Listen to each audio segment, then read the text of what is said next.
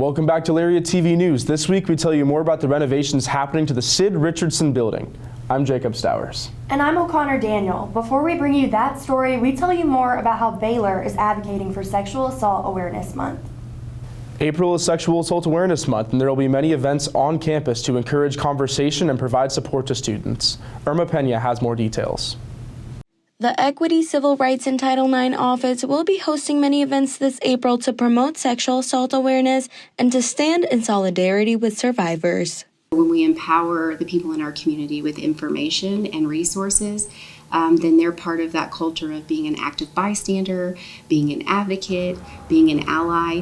And so engaging in these activities make sure that we're all kind of on the same page, we're protecting one another, and we're standing with individuals who are survivors as well.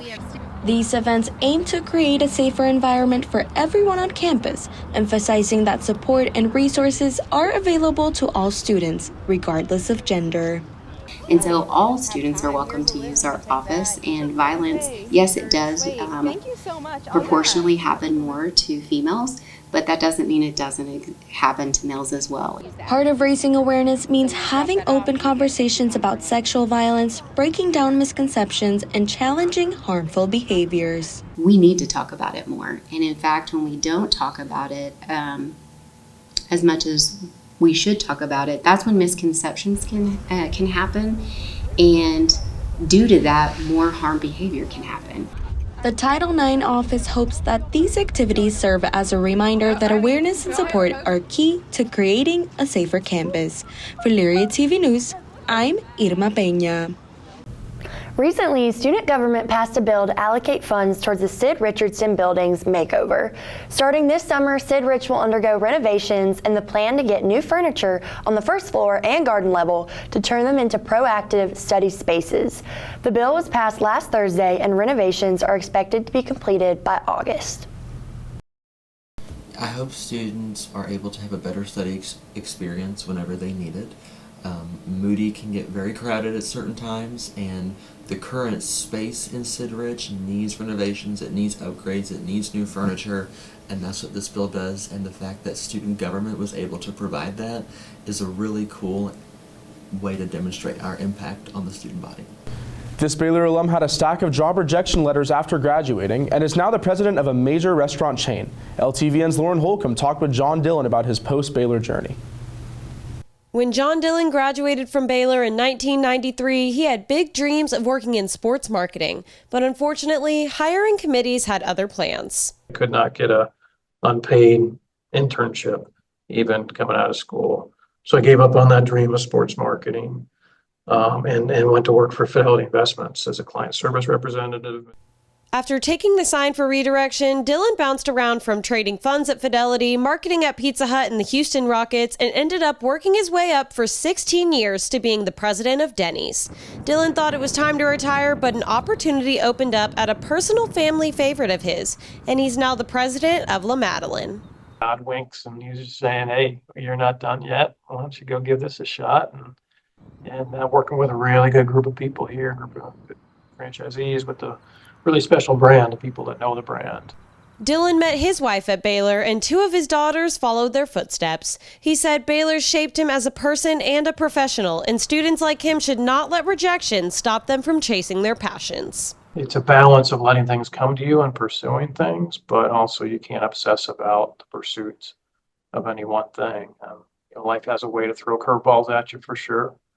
And just like I said, just kind of ride the wave and be intentional and be true to who you are.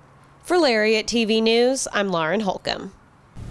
Baylor Giving Day was a 24-hour opportunity for alumni, students, and parents to donate to any campus, organization, or department. Alongside the gratitude wall, photo booth, and free prizes, students had a chance to participate in a campus-wide scavenger hunt. 5 stuffed bears were hidden across Baylor's campus, each one worth a $250 donation. At its core, Baylor Giving Day reflected student engagement, contribution, and Baylor spirit, with Bruiser and Marigold joining in to bring the Baylor family together for this tradition. So if you do find the bear, you can come bring it to the table. Those dollars will automatically go into any fund of your choosing, so you can immediately make an impact without actually having to give. Many students may have heard about FM 72, but they may not know about the story behind the prayer tent. LTVN's Caitlin Sides gives us the story. This is not, it's not a conference, it's not a preaching event, it's not a stage event. At the heart of it, we want this to be a prayer event. FM 72 is back for the 6th year, and so is the prayer tent. Each night the tent is packed with students, but many are left wondering, how did this idea for a prayer tent come about? Just 1 year before the start of FM 72, Baylor BSM hosted a prayer tent, and the creators of FM 72 were inspired by this idea. There's something very special about the tent. It's that tabernacle idea of setting a time aside. It's like a festival in the Bible, setting this time aside where we're going to come up together. You think about it, 7 years ago when FM 72 started, if a 22-year-old came to that, they're now 29. They're in the middle of their career. Some of them make 6 figures or more, and their life might have been changed with this ministry gathering. FM 72 leaders estimate that they had around 3,000 attendees on the first night, and they say that the tent has turned from a side attraction into FM 72's central idea. In the prayer tent, you're experiencing, you're sitting there, you're on your own, you're journaling, you're watching others, you're engaging. So it's not just your mind, your rational mind that's kind of processing these words. There's more going on. FM 72's team worked on setting up the tent 72 hours before the first service and are excited to see how lives are changed through this 3-day event. Over the years, as we emphasized prayer and taught on prayer and really sought God year-round in prayer, the prayer tent has become more of the central thing, and that's why it's grown from being these 3 tiny little tailgating tents to now this nearly 10,000 square foot tent, that we're sitting in now. The prayer tent allows for people who process things differently and at a different pace and think through things differently to have a kind of a more rounded experience, and I think to kind of persevere, and that in itself is very powerful. For Lariat TV News, I'm Caitlin Sides. Coming up, we highlight different events taking place on Dia del Oso next week. And tell you more about one Baylor alumnus featured on Good Morning America, next. I'll never get used to this. I'll never get used to this. This is how I wanna live. Forever we'll be singing like, oh, I'll never get used to this. I'll never get used to this. I'll never get used to this. This is how I wanna live. This is how I wanna. Forever we'll be singing like, oh, I'll never get used to this. A new major is landing in the engineering building. The Board of Regents approved a new Bachelor of Science degree in aerospace engineering. President Linda Livingstone said the board identified it as a priority growth area under the new strategic plan. The U.S. Bureau of Labor Statistics projects a 6% increase in the demand for aerospace engineers over the next 10 years. They hope to partner with the numerous aerospace groups in Texas to fully enrich students wanting to go into the field. Since we know that the number of aerospace engineering jobs is increasing, and there are 2 major facilities in the Waco area, L3 Harris and SpaceX, in addition to all of the aerospace activities across the state of Texas and in this region. Baylor alumna Avery Jackson was featured on last week's Good Morning America segment, Deals and Steals. Here's an inside look at how she got there. Avery Jackson, a Baylor alumnus, started her first business in college to buy art supplies, but once it grew, she found her niche in tea towels. Tea towels are happy, they're fun. You don't have to commit to keeping them in your home long term.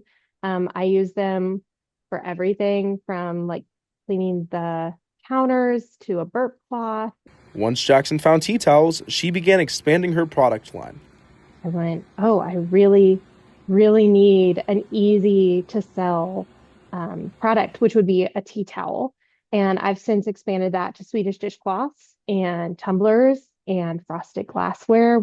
After being featured on Good Morning America, Jackson noticed an increase in business. Yes, oh my goodness, we did so well during the actual sale where they had me featured on their website. And oh my gosh, I've had so many new wholesale and retail orders since being featured, and I can only imagine it'll keep going up. Jackson urges aspiring artists and entrepreneurs to follow their dreams while also staying grounded in reality. Biggest advice would be have a steady job and be working on your dream job, your business on the side. For Lariat TV News, I'm Jacob Stowers.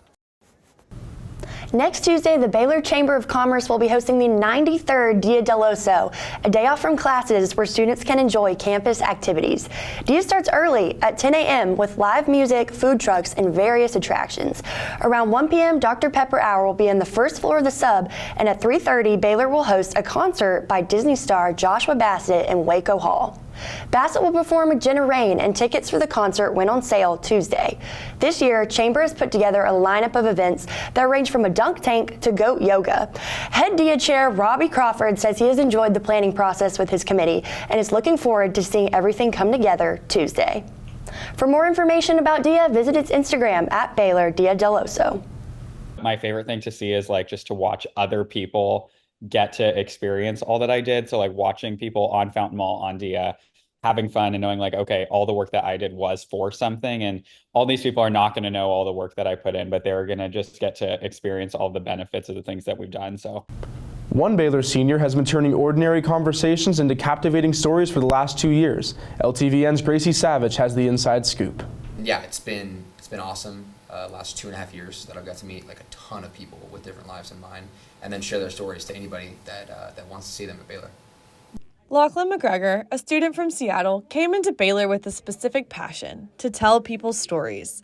One day, he stumbled upon an ad for a podcast here at Baylor, so he reached out about how to get involved. Lucky for me, the current host at the time was actually graduating, so they were looking for a new host, and I had a couple episodes under my belt already from high school, so it was kind of my resume. And they hired me, and then I got started a couple months later. Since taking over Baylor Success Stories, McGregor has interviewed over 30 people. He has had well-known people on, like Pastor John Durham from Highland Baptist Church and President Linda Livingstone. He said one of his favorite things about this podcast is getting to hand-pick his guests. I can talk to people I actually want to talk to, and not that I'm just recommended to talk to, which is why I think the conversations are so easy to have, is because I'm hey, I want you here. I want to hear about you. Graduation is fastly approaching in May, but McGregor is not letting that stop him from pursuing his passion. New city, I'll be in Dallas, so that's going to bring a lot of new guests, new faces, and I think that'll be great for me. It's just more about finding the space, maybe renting a studio, kind of getting my own stuff, building it. But yeah, I think that this is something I really, really want to do for a very long time. You can watch and listen to Baylor Success Stories on Spotify. For Lariat TV News, I'm Gracie Savage. Waco Downtown Farmers Market is partnering with Levitt Amp to put on a series of concerts over the next few weeks. The events will feature 10 free concerts, live art, and vendors from around the Waco area. They have music for everyone, covering every genre from rock to Latin, and the concerts will be held bi-weekly at Bridge Street Plaza in Waco. There's live music, vendors, family fun zone, food trucks, and just community, honestly. And this year and last year, we partnered with the Waco Downtown Farmers Market to get their audiences, our audiences, and just make it bigger. Lacing up for a record-breaking race, Baylor's Marathon and Sikkim 6K had runners hitting the pavement, pushing limits, and making history. LTVN's Marin Small has the story.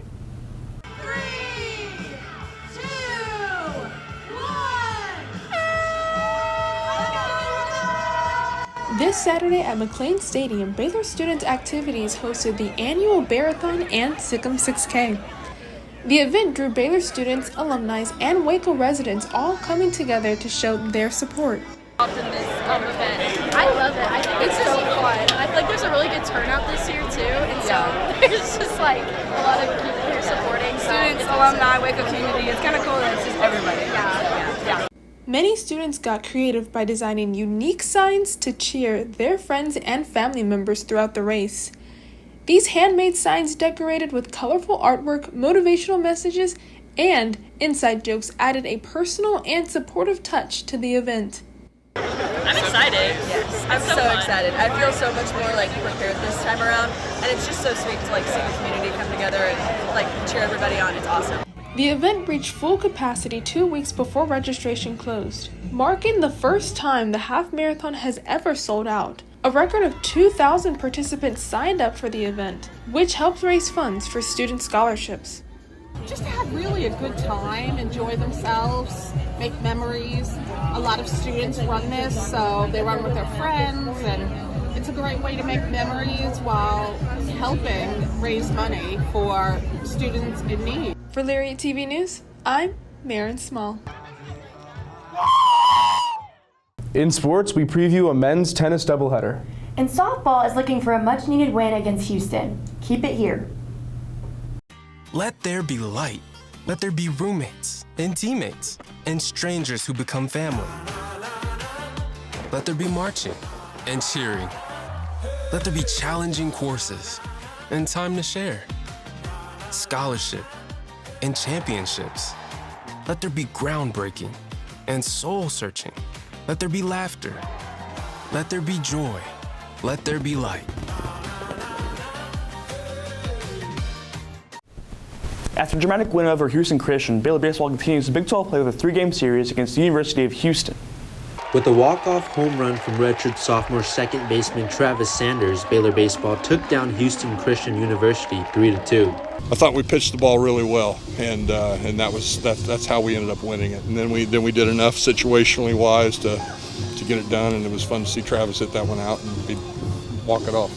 With the game tied at 1 in the 8th inning, Baylor's redshirt sophomore Jack Little hit an RBI single into left field, bringing home redshirt senior outfielder Enzo Apodaca to take the 2-1 lead. Fighting till the end, the Huskies tied the game up in the top of the 9th, but Sanders' walk-off home run secured the win.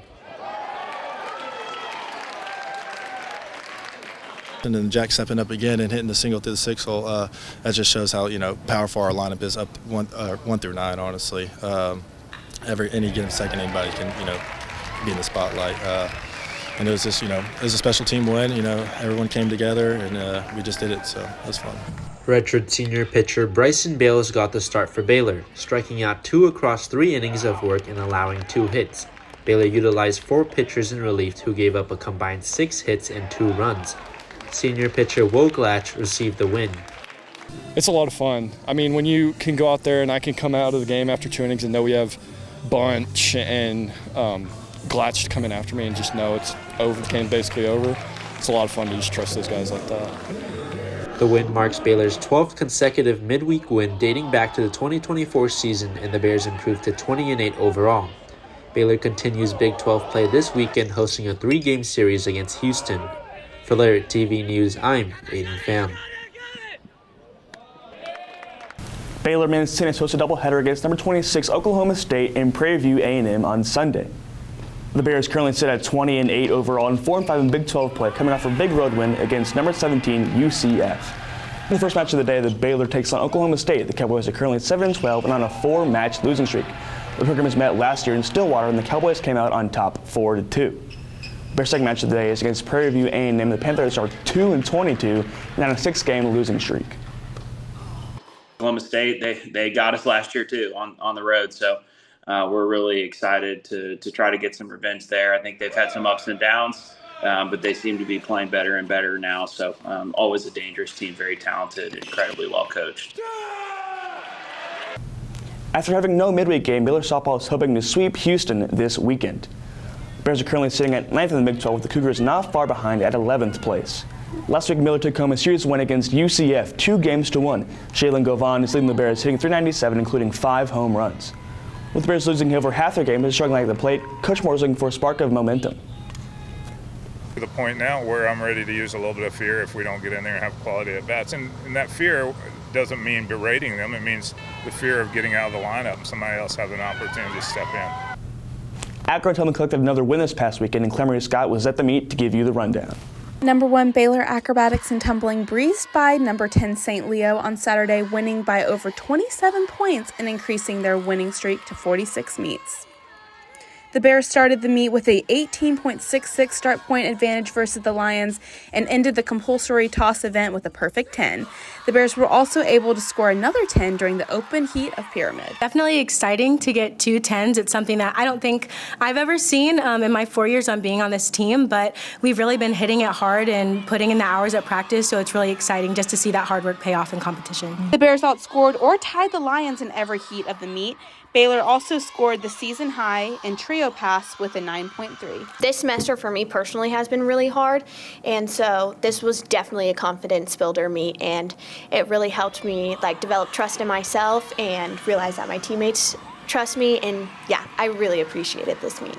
In the team event, Baylor scored a 94.10 out of 109.40 and ended the meet with the final score of 277.45 over St. Leon's 249.94. Sometimes you go into meets with the mentality of us versus us, and I feel like we really pushed ourselves and we're able to translate a lot of the things we've been working on in practice and really bring our execution up in competition. So it's really exciting and just looking forward to competing against Oregon next weekend. Baylor will be back in the Farrell next weekend to host Oregon in the last meeting before the NCATA championship.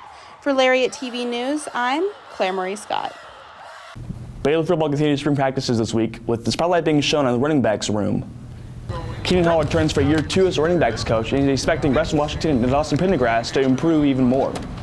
Washington broke out last season, rushing for over 1,000 yards and 12 touchdowns. With Richard Reese leaving the transfer portal, Washington has taken a more vocal role in the locker room. Like the younger guys, they kind of look at me more, so I got to be a voice, not only speaking vocally, but also my performance. I got to take it up a notch. Another thing is there's no age limit on leadership, and I'm one of the youngest guys on the team, but I still got to step up and be a leader. That's all for sports this week. Make sure to follow Lariat on social media for up-to-date coverage of baseball and softball series with Houston. Back to you. Thanks, Braden. That closes out our newscast this week. Make sure you're keeping up to date by following all of our Baylor Lariat socials. We hope to see you next Friday for our regular scheduled newscast. Until then, have a safe Dia del Oso, and as always, sic 'em Bears.